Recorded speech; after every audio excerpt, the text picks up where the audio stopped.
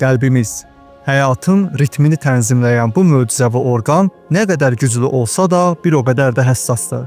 Hər bir stres, hər bir həyəcan dalğası onun fəaliyyətinə təsir edə bilər. Ürək döyüntüləri sürətlənir, ritm pozulur. Bəs bu narahatlıqlar daimi xarakter aldıqda nə baş verir? Məhz bu zaman kardiofobiya, yəni ürək nevrozu adlı bir vəziyyət ortaya çıxır. Bugün sizinlə ürəyin bu qeyri-adi, lakin çox real vəziyyətini dərindən araşdıracağıq. Bəs ürək nevrozunun əlamətləri nələrdir və bu narahatlıqla necə mübarizə apara bilərik? Bu vacib suallara cavab tapmaq və sağlamlığınız üçün dəyərli məlumatları qaçırmamaq üçün videonu bəyənməyi və kanalımıza abunə olmağı unutmayın. İndi isə gəlin bu narahatlığın dərinliklərinə enək.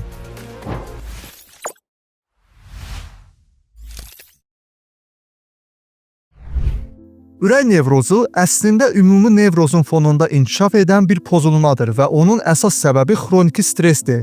Bəli, gündəlik həyatımızın ayrılmaz hissəsi olan stres.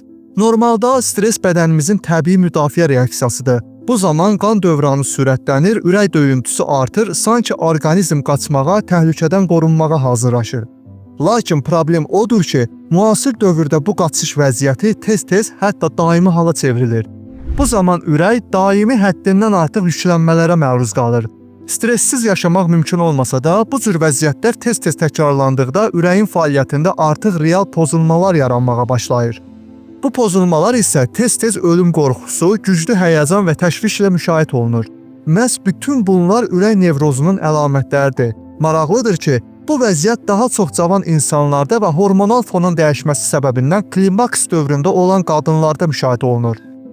Hətta bəzi hallarda uşaqlıqda həddindən artıq əzizlənən, ərköyün böyüyən insanlarda da bu xəstəliyin inkişafı daha tez-tez görünür. Ürək nevrozu özünü müxtəlif yollarla büruzə verir. Onlardan ən çox rast gələnəni, tutma zamanı insan həqiqətən də özünü çox pis hiss edir və ürək nahiyəsində güclü ağrılar yaşayır.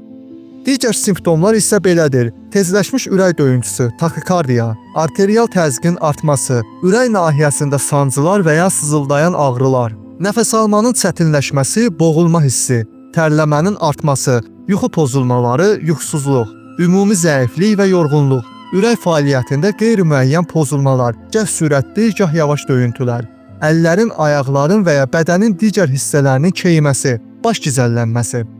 Ürək nevrozu olan insanlar tez-tez ürəyin dayanması hissini yaşayır, ürəyin qeyri-bərabər döyündüyünü hiss edirlər. Bu onları narahat edir və güclü qorxu yaradır. Tutmaların səbəbi çox vaxt həyəcan, stres ola bilər. Lakin bəzən heç bir səbəb olmadan da yarana bilir. Ən əsası odur ki, bu tutmalar zamanı adi ürək dərmanları kömək etmir və tutma bir neçə dəqiqədən bir neçə saata qədər davam edə bilər. Ancaq narahat olmayın. Ürək nevrozu birbaşa insanın həyatı üçün təhlükə yaratmır. Lakin insanın həyat keyfiyyətini ciddi şəkildə pisləşdirir və mütləq müalicə olunmalıdır. Ən əsas müalicə üsulu psixoterapiya sayılır.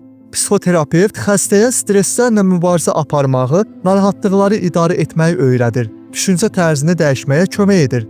Psixoterapiyadan əlavə, həkimin qərarı ilə narahatlığı azaldan dərmanlar və ya ürək döyüntüsünü və təzyiqi tənzimləyən dərmanlar təyin oluna bilər.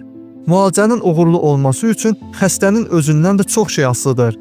Xəstə çalışmalıdır ki, özgüvənli olsun. Mümkün qədər stresslərdən uzaq olmaq, yaxşı istirahət etmək, mütəmadi idmanla məşğul olmaq və düzgün qidalanmaq çox vacibdir. Bütün bunlar sinir sistemini gücləndirir və ürəyə düşən yükü azaldır. Beləcə, ürək nevrozu ilə bağlı videonun sonuna gəldik. Yadda saxlayın ki, sağlamlıq hər şeydən öncə gəlir və stresslə mübarizə aparmaq mümkündür. Əgər bu video sizin üçün faydalı oldusa, lütfən bəyənin, kanalımıza abunə olun və yeni sağlamlıq məsləhətlərindən ilk siz xəbər tutmaq üçün bildiriş zəngini aktivləşdirin.